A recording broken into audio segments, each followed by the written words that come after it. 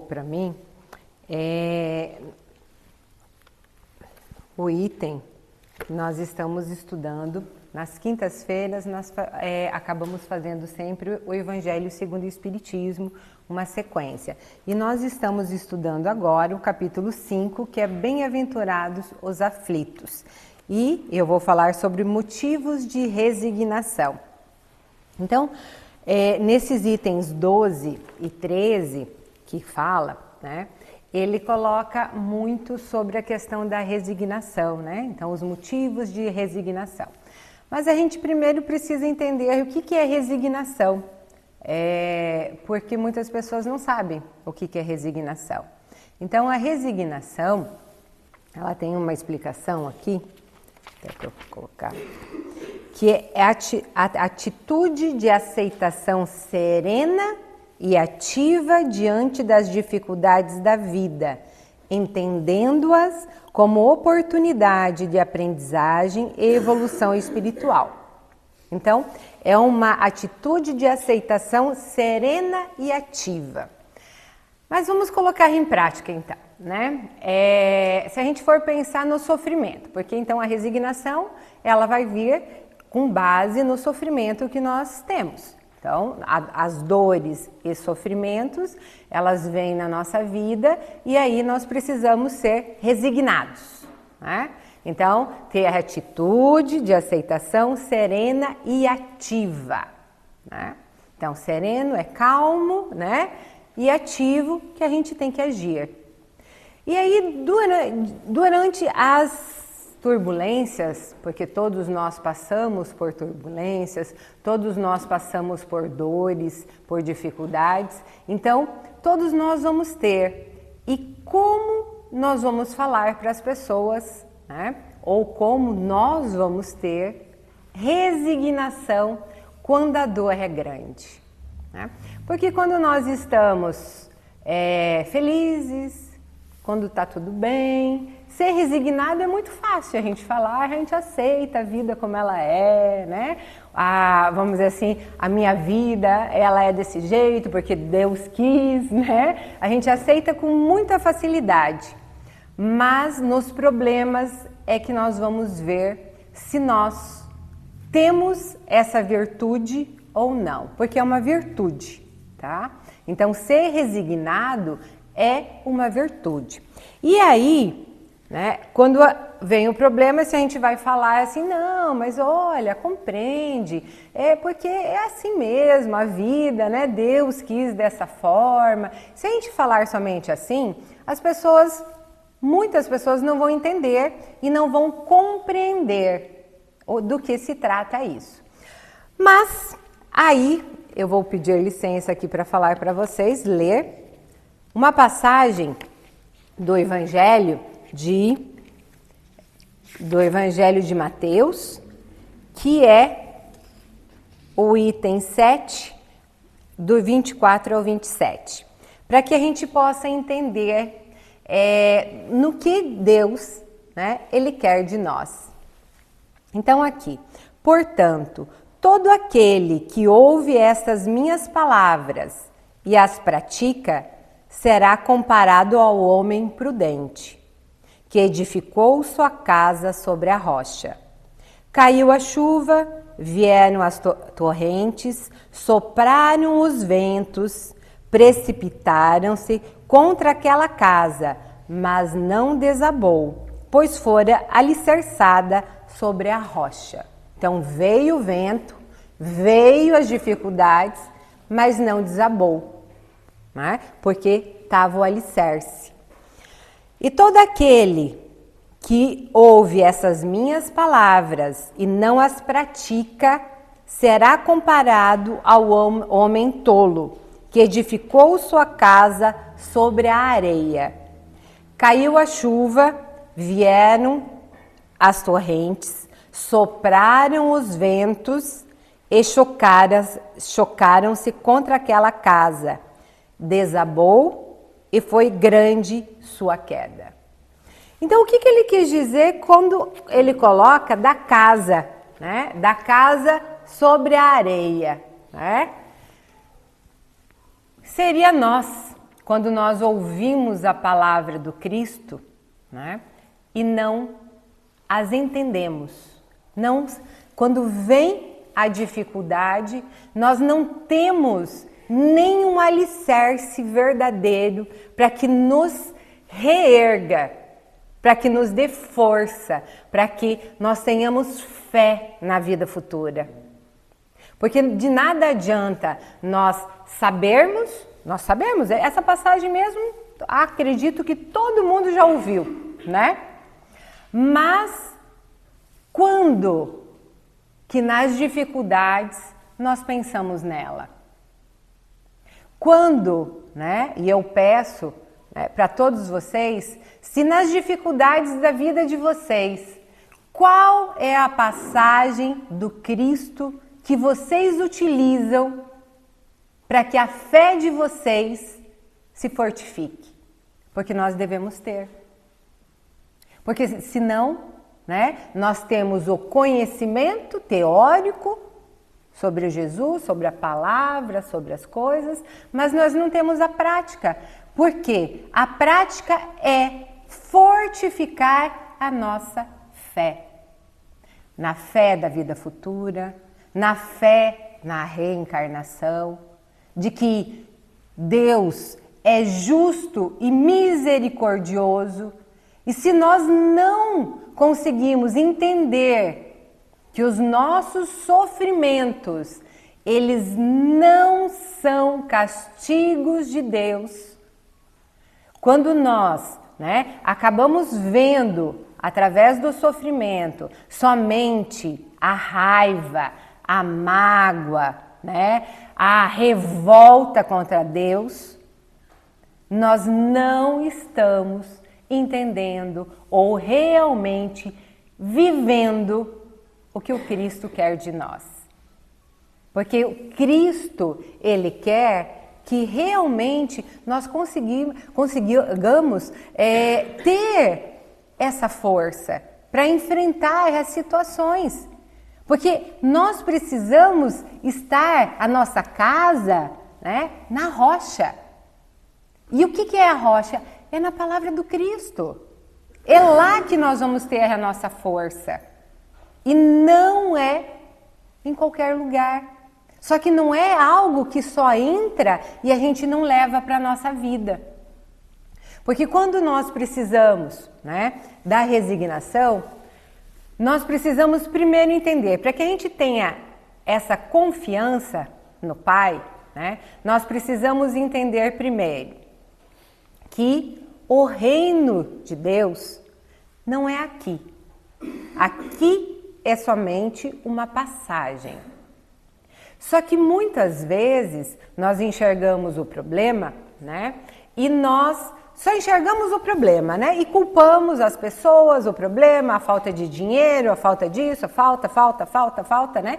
As coisas, tudo, a saúde, isso. A gente vai colocando vários empecilhos, a situação em si, né? Aonde causa a dor. Só que a dor, ela vem exatamente para trazer em nós pensamentos. Porque se veio a dor, eu preciso aprender algo com essa dor. Porque eu falhei, eu já falhei em outros momentos e hoje eu estou nessa dor. Se eu falhei, né, ou nessa vida ou em outra, né, Deus, como Ele é, né, muito misericordioso, é como se a gente fizesse uma dívida, tá? E nós estivéssemos devendo 100 mil, né? E o nosso credor, ele falasse para nós, olha, se você me pagar hoje, você pode pagar só R$1.000. Você não precisa pagar 100. Nós não iríamos escolher pagar o 1.000, né? E é isso que a gente faz. Porque Deus, Ele coloca exatamente isso. Quando nós temos o sofrimento, nós só estamos pagando muito pouco da nossa dívida. Porque Ele é misericordioso. E quando nós né, achamos que não é justo o nosso sofrimento, nós precisamos entender, Deus soberano, né, Ele é bom, justo e misericordioso. Eu que errei. E por isso, como existe a lei, né? Porque são leis imutáveis, leis que nunca vão mudar. E uma das leis é ação e reação, né? Então, eu tenho livre-arbítrio, eu posso escolher o que eu vou fazer, mas eu vou pagar. Positivo, né? Coisas boas ou coisas ruins. Eu vou pagar de qualquer forma. Então, se eu sei que eu vou pagar, todas as escolhas que eu faço a partir de agora é responsabilidade minha. Só que não adianta, vem o sofrimento, né? Mas, por quê? Né? Porque Deus fez isso, por que eu fiz aquilo, porque eu fiz, tá? Só que agora eu preciso entender que eu preciso mudar. Como que eu vou mudar? Primeiro, eu preciso ver qual é a emoção que eu estou sentindo com aquela situação. Porque é essa emoção, esse sentimento que me leva, é o que eu preciso aprender. Vou dar um exemplo, né? Se eu estou falido, tá? Fali, né? Tô sem dinheiro, sem condições, né?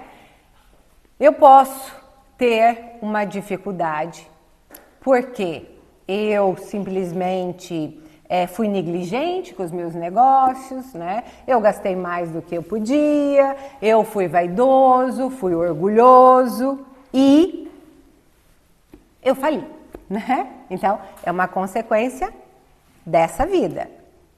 Mas o que eu preciso aprender, tá? A ser menos orgulhoso, menos vaidoso, entender, né? O porquê eu acabei indo para esse lado mais material, não fui para o lado espiritual, não busquei outras alternativas na minha vida. E não só porque eu sou burro, porque eu sou isso, porque eu fiz aquilo, porque eu não, né, deveria ter agido de uma forma diferente ou porque Deus fez. Agora, se na mesma situação eu trabalho, tá? Eu cuido de tudo, né? Eu sou uma pessoa que realmente, né, não me descuidei da questão financeira e daí de repente eu fui enganado por alguém, né? Fui enganado, fui usurpado, me roubaram e eu perdi tudo. Aí a gente vai pensar, não é dessa vida, né? É de outra. Mas mesmo assim, quando eu perco tudo, o que eu preciso aprender com o perder tudo? Eu preciso aprender a questão do orgulho, da vaidade, né? Porque eu vou ter que viver sem muitas coisas que eu estava vivendo antes, ou viver com pouco. Então, é isso que eu preciso pensar em todas as dificuldades que eu tenho. O que eu preciso aprender? Porque a partir do momento que eu sei o que eu preciso aprender, se torna mais fácil de eu aprender. Porque se eu ficar só reclamando da situação, né, só reclamando, eu não consigo fazer nada. Porque eu nem sei o verdadeiro motivo que me leva àquele sofrimento. E por isso que a gente vê coisas que se repetem, sofrimentos que se repetem. Né? E isso só nessa existência, né? Mas que se repete, relacionamentos que não dão certo, né? Então assim, e vai tendo sofrimentos constantes, porque eu não aprendi. E quando a gente coloca, então, que existe o livre-arbítrio, né? Nós escolhemos, existe a lei, né? De ação e reação, que tudo que eu faço eu vou ter que pagar, existe a lei, né, de justiça, a lei de progresso, e de que nós estamos sempre evoluindo. Então, nós estamos sofrendo para evoluir, porque existe 3 tipos, tem alguns autores que falam que existe 3 tipos de dores, né? Dor expiação, dor auxílio e dor revolução, né? Eles falam aqui, dor expiação tem a ver com o passado. Então, nós fizemos lá e hoje nós precisamos nos redimir daquilo e vivenciar aquilo que nós estamos vivenciando, né? Porque nós fizemos coisas erradas e hoje nós precisamos, né, nos redimir com a lei. Então, essa é a dor expiação.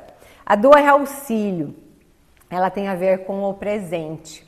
Às vezes nós, né, viemos com uma programação na nossa existência e nós se desviamos, né? Nós se desviamos, começamos a fazer coisas que não deveríamos, começamos a beber, começamos a fazer festa, a trair, isso, e aí enganar, começamos a nos perder, né? Aí cada um, né, pensa nas suas coisas. A gente começa a se perder. E aí a espiritualidade, ela vem, né, como dor auxílio, vem através da dor parar antes que você faça algo pior. Então, essa é a dor auxílio, que é as dores dessa vida, tá? E a dor evolução, que é em relação ao futuro. Porque essa dor revolução é porque nós precisamos do sofrimento para evoluir, aprender. Então, nós precisamos passar por determinadas dificuldades porque nós precisamos evoluir. Por isso que é dor evolução. Mas daí, quando fala ali, então, motivos de resignação. Como eu coloquei antes, nós precisamos achar dentro do Evangelho algo que nos sustente nas nossas dificuldades. E que é muito difícil, por quê? Porque muitas vezes a gente lê, né? Estuda, mas nós não compreendemos de verdade para a nossa vida os ensinamentos do Cristo.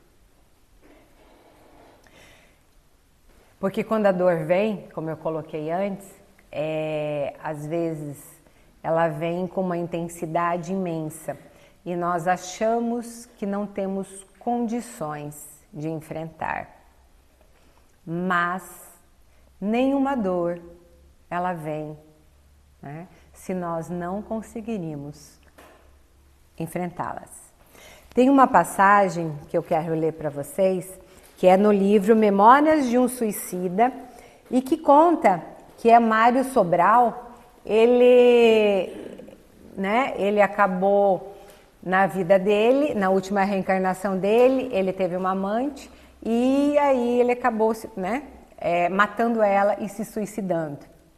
E depois, lá na vida espiritual, ele vai, então, como ele tinha matado e tinha se suicidado, ele foi no planejamento reencarnatório dele, ele foi lá e aí ele viu que ele ia ter que sofrer muito, né? Ia passar por muitas dificuldades. E ele, né, sabia de tudo isso. E aí ele foi falar com o Teócrito, tá? Que era um espírito, né, que ele ajudava aos outros que iriam reencarnar a ter uma consciência maior em relação àquilo que eles precisavam passar. E aí, olha só o que ele fala, né? Então, o Teócrito falou para ele: para eu confiar na providência divina, que jamais abandona qualquer criatura que lhe suplique assistência. Que lhe suplique assistência, olha só. Então, significa pedir e obter, tá? Então, nós precisamos pedir a Deus a assistência divina. Nós não, porque quando a gente pede, nós estamos abaixando, tá? Nós estamos sendo resignados e estamos vamos dizer assim, deixando o nosso orgulho e colocando nas mãos de Deus. E aí nós conseguimos, né? Isso, porque quando nós acreditamos na providência divina e que ninguém está desamparado, a nossa fé se fortifica. E é por isso que nós precisamos pedir. Segundo, a resignar-me com o irremediável da situação por mim mesmo criado e me revigorar-me na fé para corrigi-la. Então, é resignar-me com o irremediável. O que isso significa? Que tem coisas que não tem como mudar. E nós precisamos nos resignar, aceitar os desígnios de Deus. Porque nós erramos lá, mas nós estamos sendo amparados. E que nós precisamos revigorar a nossa fé, porque a resignação sem fé não existe. É através da fé, né? Da fé é que nós vamos ser resignados. E aí mais, ele também citou-me a oração constante, ao esforço para estabelecer corrente magnética e simpática em súplica a Maria, para que ela lhe socorra, esclareça e console-me, preparando-me para intimamente aceitar aquela situação e que este é o único recurso no momento. Porque tem situações que o único recurso é a oração, é a súplica. E aí, o que nós precisamos? Porque a Maria? Porque ele é suicida, né? E aí a falante de Maria, ela ajuda todos os suicidas. E por que tem que a súplica a Maria, ou né, ao anjo da guarda, ou né, aos espíritos superiores, a Jesus? Por que a gente precisa da oração para esse contato? Porque as nossas ligações, elas podem, né? Nós podemos ter as ligações com o alto ou com os espíritos inferiores. Se nós temos a oração, nós estamos nos ligando com o alto. E aí vem a ajuda necessária. Nós estamos se virando para a luz, né? Para o auxílio. Agora, se nós deixamos de orar, nós deixamos de fazer aquilo que precisamos, nós temos a ligação com os espíritos inferiores. É como se nós estivéssemos nos virando para a luz. E como nós vamos ser auxiliados se nós não permitimos o auxílio? Então, a resignação, tá? Ela é para que a gente possa fortificar a nossa fé, para que a gente confie na justiça divina e confie que nada e nem ninguém está sozinho. Nós temos o amparo divino constantemente. E nas nossas orações, o que nós precisamos fazer? Nós precisamos pedir força, coragem, e não pedir para que saia o problema. Porque o problema, ele é aprendizagem. É uma paga, nós estamos pagando algo, uma dívida, e é uma dívida boa, né? Boa no sentido que nós vamos pagar rápido para que isso passe. Porque senão nós precisamos de muitas mais existências para a gente conseguir pagar.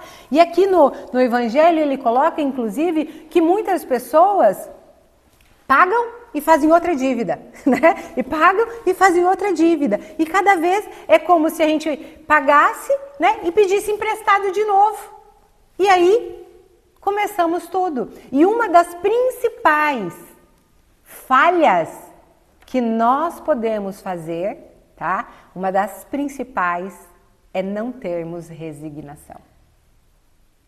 É não ter a fé nos desígnios de Deus, a confiança em Deus. E essa é algo que a gente acaba se endividando mais.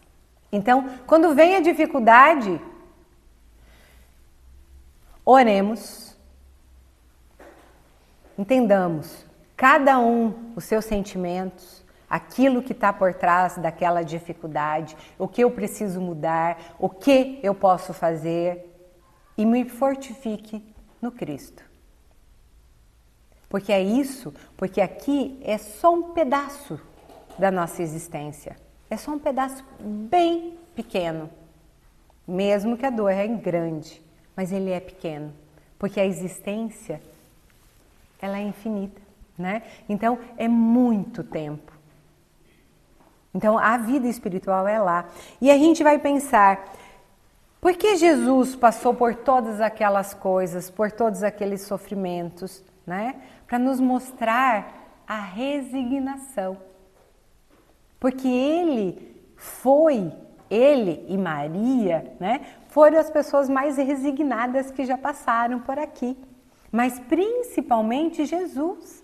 Porque em todo o sofrimento lá, né, até ser crucificado, o tempo todo ele colocava que seja feita a vontade do Pai. Isso é resignação. Maria, quando ela estava naquele sofrimento, vendo o filho, todo o tempo ela estava, né, achando que ele ia ser solto, né, e ela acreditava e ela orava e ela acreditava em tudo isso, mas lá, né, no final, quando ela olhou para o filho dela, naquele desespero de mãe, ela entendeu. Quando Jesus ele falou, né, Senhor, está consumado, em tuas mãos entrego o meu espírito. Ela entendeu. E aí, né, os espíritos falam que ela relembrou lá o anjo quando anunciou a chegada, né, do filho do Messias. E aí ela lembrou das palavras dela e entendeu.